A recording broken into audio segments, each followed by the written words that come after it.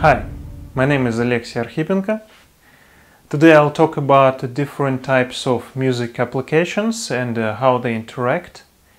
And I'll start with the digital audio workstation because today it is an application that controls the interaction between all the other types of music software. And inside the digital audio workstation you usually have two types of information. The first is audio information or audio signal, and the second is MIDI information or MIDI signal. So the MIDI information contains the information of the note starts, the note ends, the velocity of notes pressed, then some continuous controls which effectively record the positions of some controllers, of some parameters of synthesizers and samplers, or even the digital audio workstation itself. And this MIDI information can get inside the digital audio workstation several ways. The first way is to export it from the music notation software and then import into the digital audio workstation. The second way is get information from some other type of application, for example, some algorithmic composition software. Also, you can get MIDI information from your MIDI keyboards or synthesizers which have USB interface for connecting to PC or Mac, and maybe some MIDI controllers which can automate some parameters. So you need a MIDI interface for that. So MIDI interface is a device, and I will show that this is a device with a thick left line. A MIDI interface is a device that is usually connected to the PC with a USB or FireWire, and it has, on the other end, it usually has either the MIDI interface or, MIDI connector, or it is just the part of your MIDI keyboard or MIDI controller. So the MIDI interface can get information from two other types of devices, MIDI keyboards and MIDI controllers. And of course you can get MIDI information into the digital audio workstation without using the devices or software. You can just input the notes using your mouse and keyboard inside the digital audio workstation, and for some very simple melodies that can be effective. Okay, now talking about the audio, you can import the audio into the workstation the same ways, using the audio interface or importing just the file, for example, that was recorded in some studio, for example WAV file or something like that. So here will be the audio interface. This is also a piece of hardware, of course, and this audio interface usually gets information from the preamplifier, which gets information from the microphones and the instruments.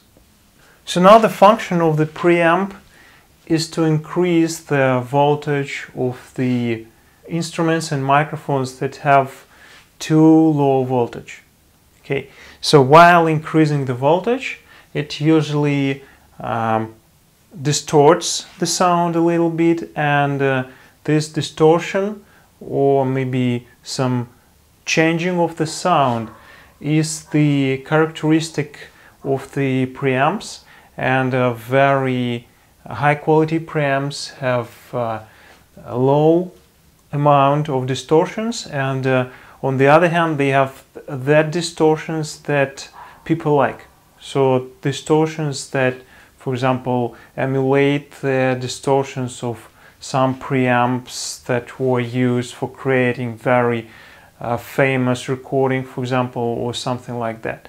So there are some particular distortions with some particular frequency characteristics that people like. Okay. Now the audio interface can work not just for the information input like this.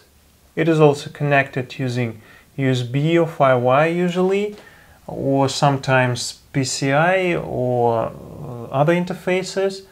But also audio interface can be used to output the signal. Usually the audio signal is output to some effects and also for monitoring purposes, so to your headphones and monitors. Okay, so for this purpose the audio interface can act like digital to audio converter, and for inputting the signal into the digital audio workstation it acts like analog to digital converter. I mean digital to analog and analog to digital. Okay, so now when we have all the information that we need inside the digital audio workstation, we can start to change it in the way that will suit the final track that we need. Okay, so audio information is usually first edited, like for example trimmed, and some noises deleted, or some maybe different takes cut. For example, some takes will play in some parts, and in the other parts some other takes will play. All this is called audio editing, and these functions can be accomplished using the digital audio workstation tools, or for some reasons it can be used, it can be accomplished using some external audio editor software. So I will put audio editing here. This will mean that this can be done inside the audio workstation or with some external software. Okay, so what the audio editing is about is analysis, cutting, trimming, noise removal, dynamics like fade-ins and fade-outs. This is sometimes made using audio editing, although it is destructive audio editing, so that you edit the sound and then you cannot change the results. And sometimes the non-destructive fading in or out is used, or even some other editing techniques, so that you can always tweak the different parameters and have different results. For example, change the length of the fade in and fade out. So this non-destructive audio editing is possible only inside a digital audio workstation, because it changes these parameters during the playback of the track. And also there is a feature called audio warping, or in some software it has different other names. The principle is stretching and compressing some parts of audio sound so that you can change the positions of some parts of the sound. So, okay, let's call it stretching. And so when you stretch, for example, part of audio, you just, when you need to move this, for example, hit on a snare drum to the left or to the right, for example, if you need to move to the left, you compress this part of audio and stretch this part of audio. You do this stretching the way that the pitch is not changed. Of course, there are different algorithms with pitch changing and so on. And in general, this is granular processing of the sound. And the more you change the sound, the more you stretch it or compress, the more it is distorted, of course. But contemporary algorithms are very good, and when you stretch a little bit, you can often even not notice that there was some processing. Okay, now as soon as we edited our audio, we can process it. During processing, we can change dynamics, equalization, panning.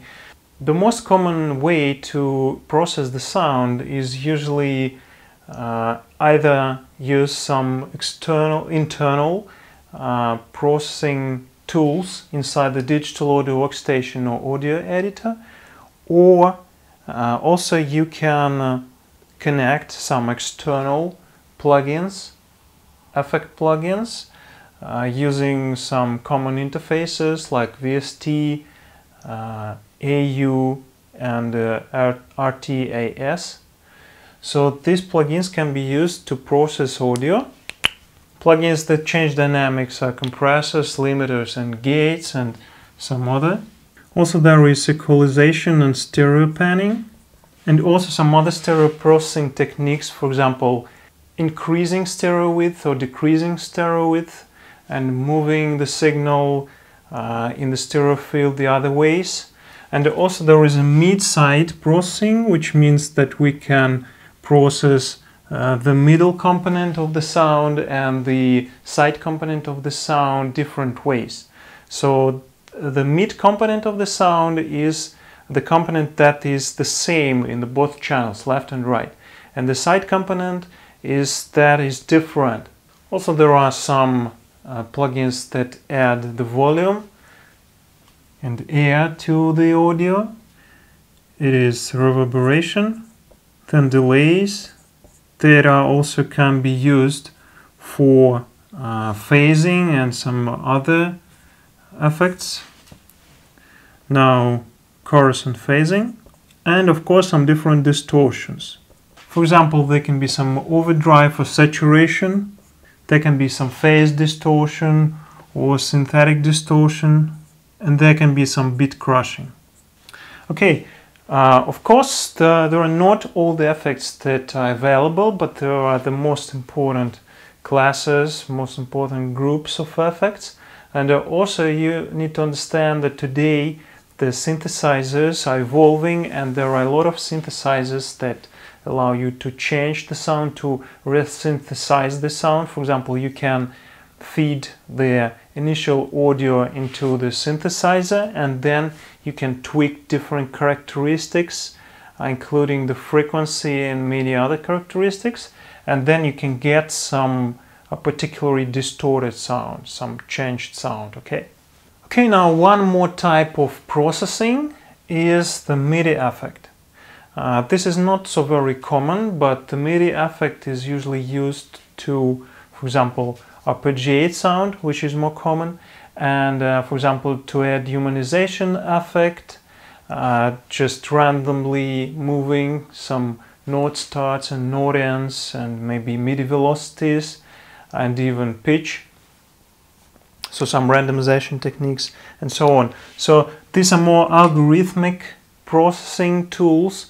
They process the MIDI signals, so this is not exactly the effects, but this is called MIDI effects. Okay, now let's talk more about MIDI. As soon as we get MIDI information inside the digital audio workstation, we usually anyways need to convert it into the audio, because MIDI cannot be part of the audio track. So we need to convert it.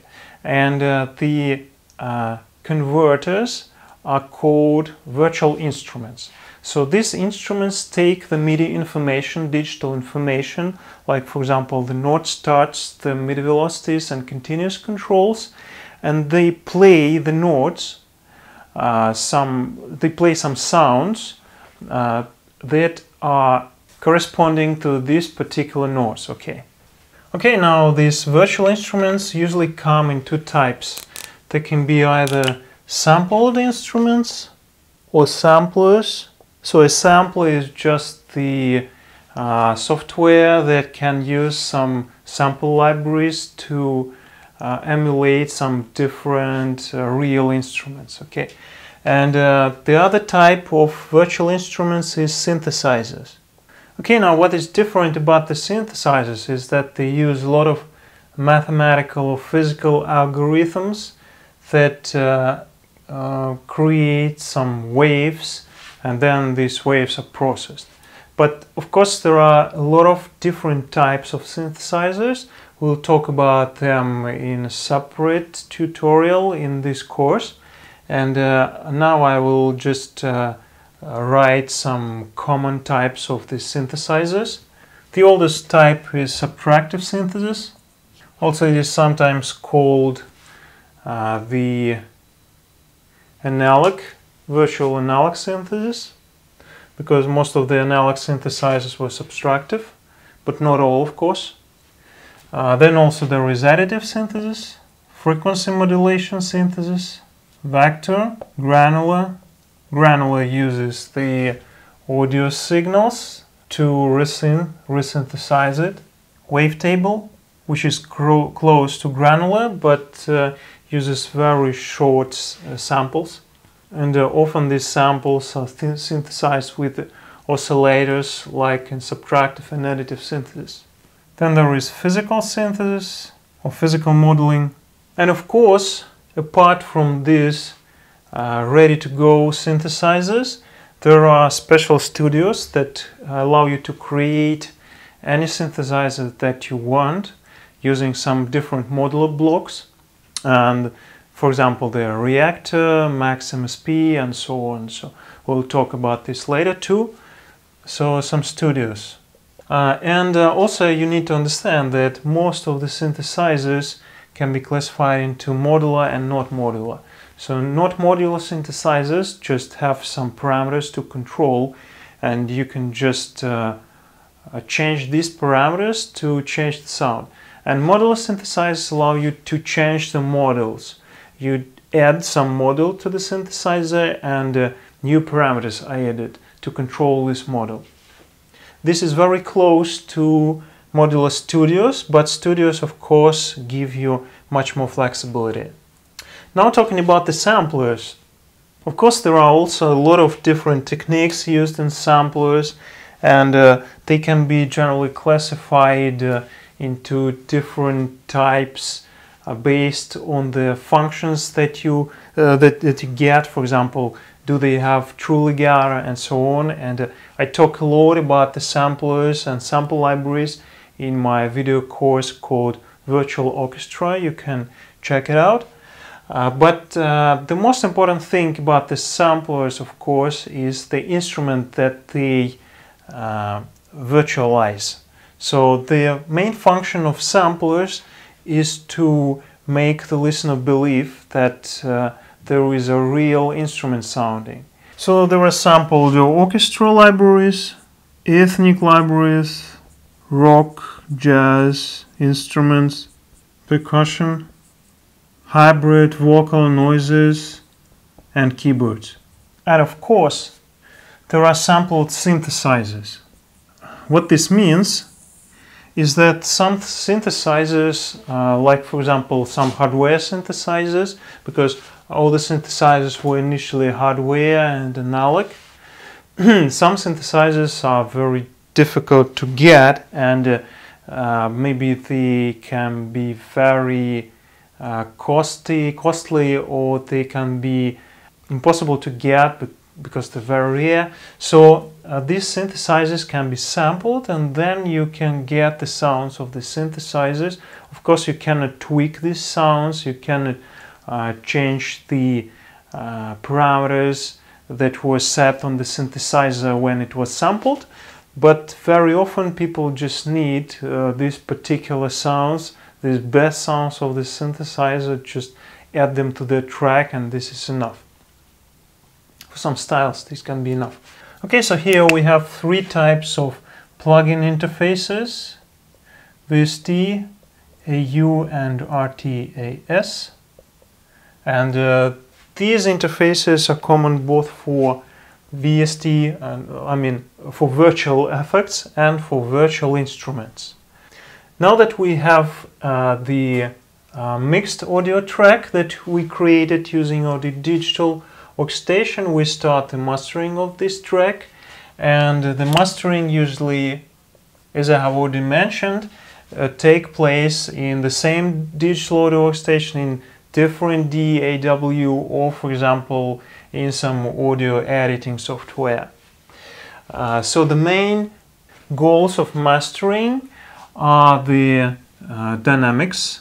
So the track is not too quiet, and for some styles it is very important because there are almost loudness wars in the styles, like for example rock and some popular music and so on.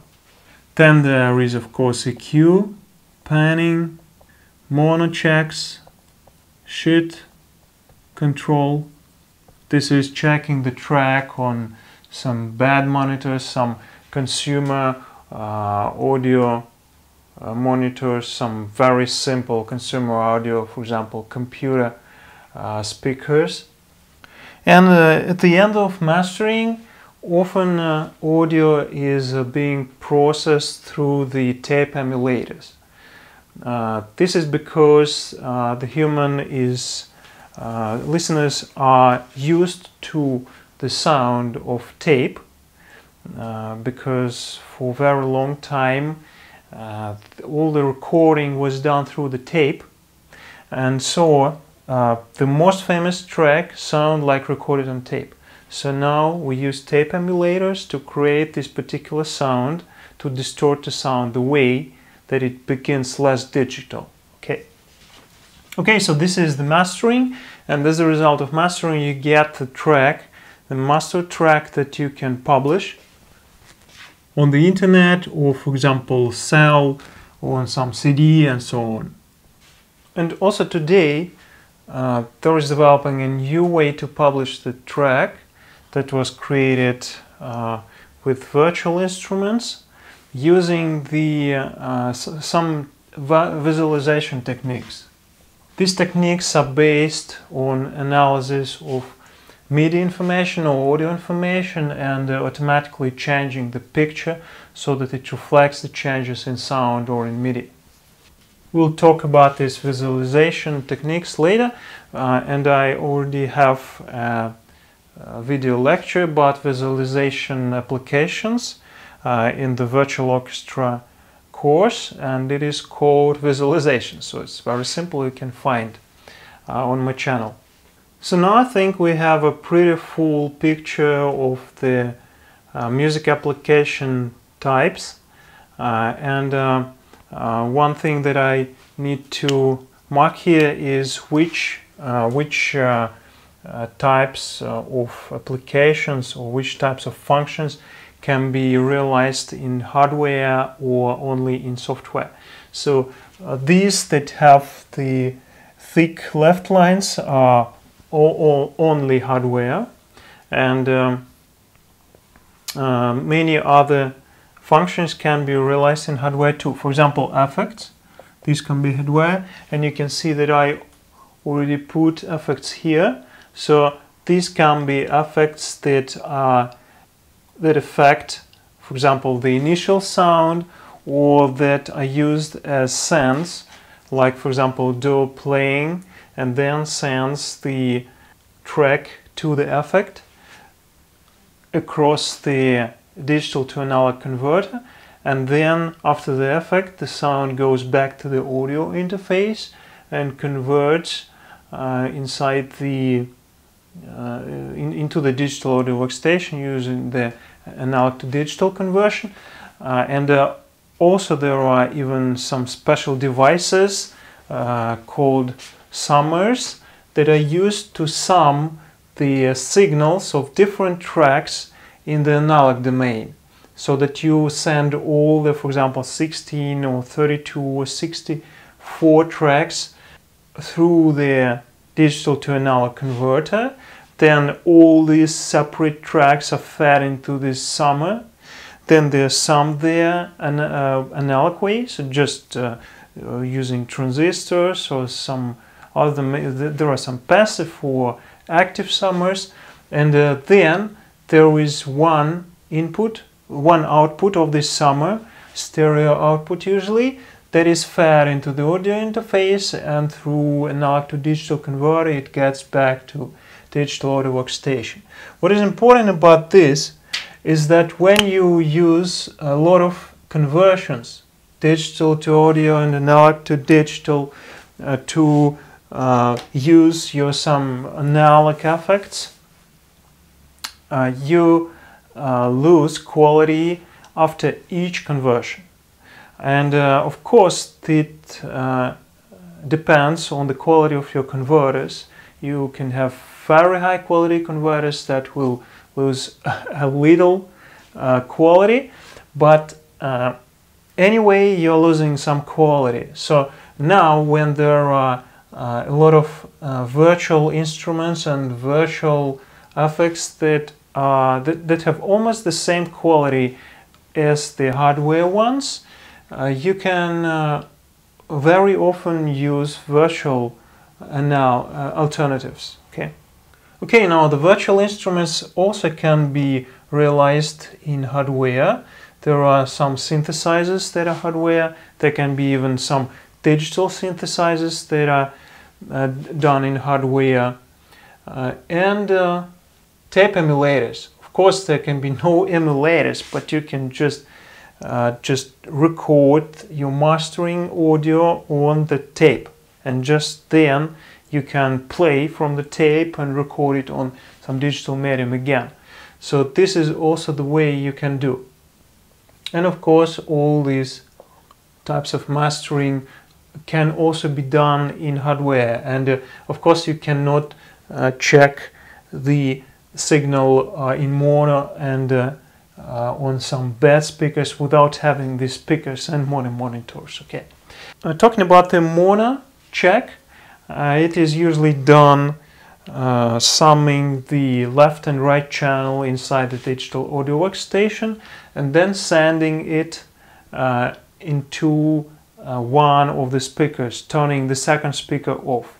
So there are some subtle differences in these mono checks, and you can find in the internet more information, but in general it is that you switch your master track to mono and then switch off one of your speakers. And what this mono check does is checks if there are some phase cancellation processes, or maybe if the instruments do not live quite well in the single channel. Maybe they are not separated using equalization enough. Because when you play your track on just a mono speaker, like for example in some mobile phone, then you cannot use stereo panning that you initially was setting up in your track. So just equalization will help you to separate these different instruments. I think this is all for today, and in the next video I will talk about the types and versions of digital audio workstations. Have a nice day.